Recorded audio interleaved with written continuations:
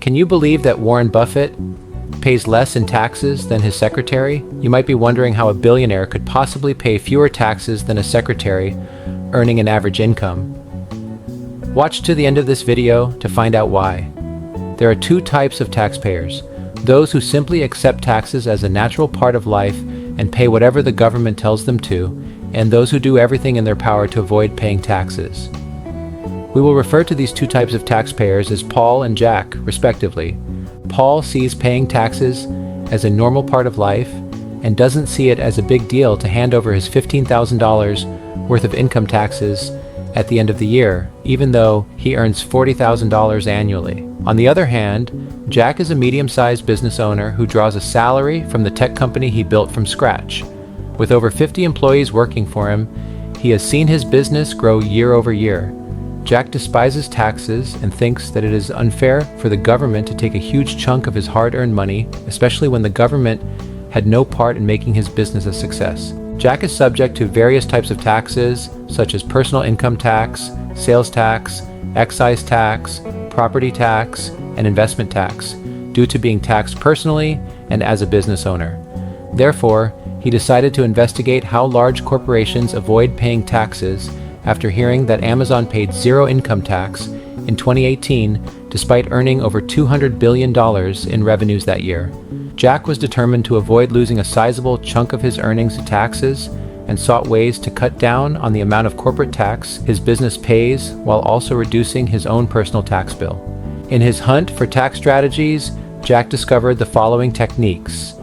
The first method is writing off expenses, which allows business owners to lower their taxable income by writing off expenses they incur in their day-to-day business operations. For instance, if you run a digital marketing agency earning $200,000 in annual revenue and have $100,000 worth of legitimate business expenses, your annual profit would be $100,000 instead of $200,000, thus reducing the taxes you have to pay on your earnings by more than half. Eligible expenses can include business meals, office supplies, new laptops, internet connections, employee benefits, staff training, rent and leases, car expenses, and more.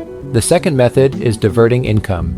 In 2017, the United States corporate income tax rate was reduced from 35% to 21%. This reduction offered many companies, including Amazon, the opportunity to significantly reduce their income tax payable. However, many companies still elect to recognize their income in countries with even lower tax rates, such as Ireland and Bermuda. This tactic is known as profit shifting, and it allows companies to legally move profits to subsidiaries in countries with lower tax rates, reducing the amount of taxes paid in the United States. It's important to note that while these methods can be legal and effective in reducing tax liability, they should be used ethically and within the boundaries of the law. Furthermore, these methods are only available to those who own businesses, which explains why business owners tend to be wealthier than employees. In certain regions of the world, businesses have the opportunity to minimize or even eliminate their corporate tax bills through the use of various tax strategies. One such location is the Cayman Islands, which boasts an absence of income, corporate, estate, inheritance, gift, and capital gains taxes, making it a prime tax haven.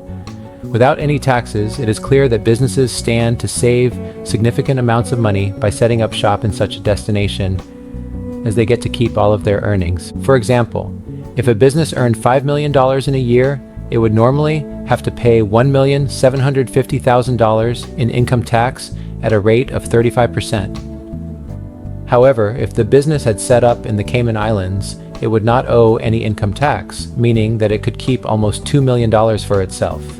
This is not the only benefit of operating in the Caymans. The country also has strict banking laws that protect the privacy of its offshore banking clients. Additionally, there are no tax treaties between the Caymans and other nations, further safeguarding clients' finances from foreign tax authorities. Incorporating in the Caymans is also a simple, streamlined process, with no requirement for offshore corporations to submit financial reports to any government authority. These factors, coupled with the tax benefits, have led many businesses to flock to remote tax haven destinations in order to hide their earnings. Another method businesses use to minimize their tax bills is through the use of loss carry-forwards. Since many businesses take a few years to start turning a profit, losses are bound to occur in the early years of operation. However, these losses can be used as tax avoidance tools in future periods. Similar to expenses, loss carry-forwards can be netted against earnings, which reduces the overall taxes payable. As a result, less income is subject to tax. A third method is issuing stock options to stakeholders. This is an effective way to reduce taxes for two reasons.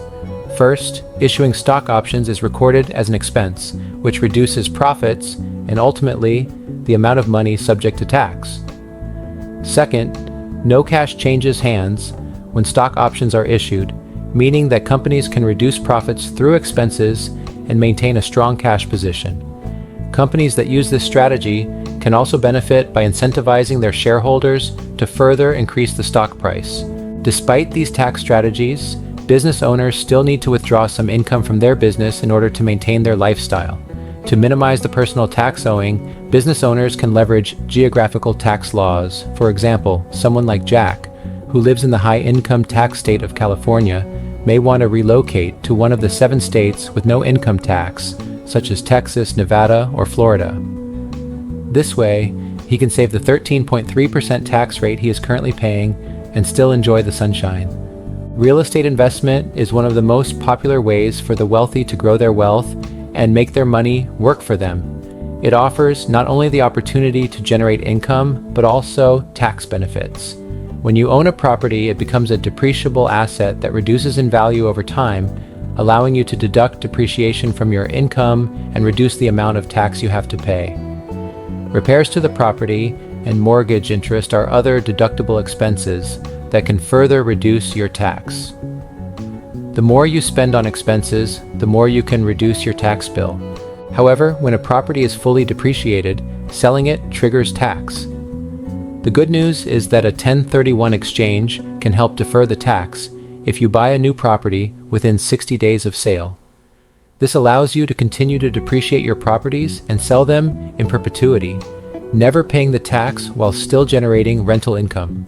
Another tax avoidance strategy is deferring income. The most common vehicle for this is an individual retirement account, IRA. When you move your income into an IRA, you subject your earnings to tax at a later date. This strategy works particularly well for high-income earners because it reduces their tax bill during their highest earning years. By contributing to your IRA, you receive a deduction from your taxable income, which can significantly reduce your tax bill. For instance, if you earn $500,000 a year and are in the highest tax bracket, your income is probably being subjected to tax of up to 40%. By contributing to your IRA, you can avoid this 40% tax and have part of your income only taxed to 20%. This means you don't pay any tax in the year you contribute, and instead, you pay tax when you withdraw all the funds during retirement.